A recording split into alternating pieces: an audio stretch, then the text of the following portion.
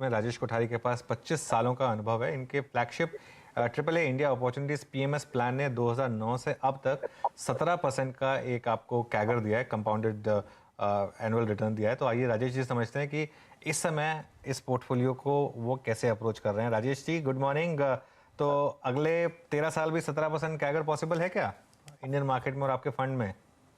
Good morning, Anuj ji, and it's a really thanks and congrats to you for being now on Hindi channel apart from of course English channel. So I think long term अनुज जी बहुत ही simple है कि market क्या होता है। Market earnings growth का mirror होता है।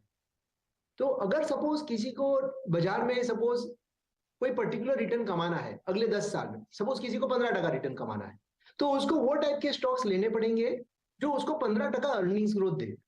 सही बात है ना? अगर आप हमारा पोर्टफोलियो देखो तो लास्ट 18 लास्ट 13 साल का जो हमारा ट्रैक रिकॉर्ड है, जो 1 करोड़ रुपया is become 9 crore, almost 9 crore in 13 years, because हमारा पोर्टफोलियो का अर्निंग्स ग्रोथ 18 से 20% है। 18 से 20% earnings growth, debt free balance sheet, 18 to 20% plus return on capital employed. तो ये जो तीन कॉम्बिनेशन जो है, that combination is very good combination which is basically secret sauce. अगर आप मुझे पूछे कि सीक्रेट सॉस क्या है इस चीज का, so that is basically the secret sauce.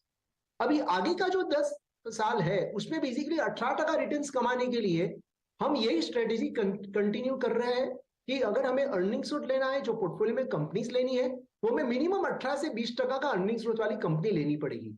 तो जाके हम 15, 16, 18, 20% जो भी रिटर्न बनेगा अगले 10 साल में, that is the only way to make returns in equity market.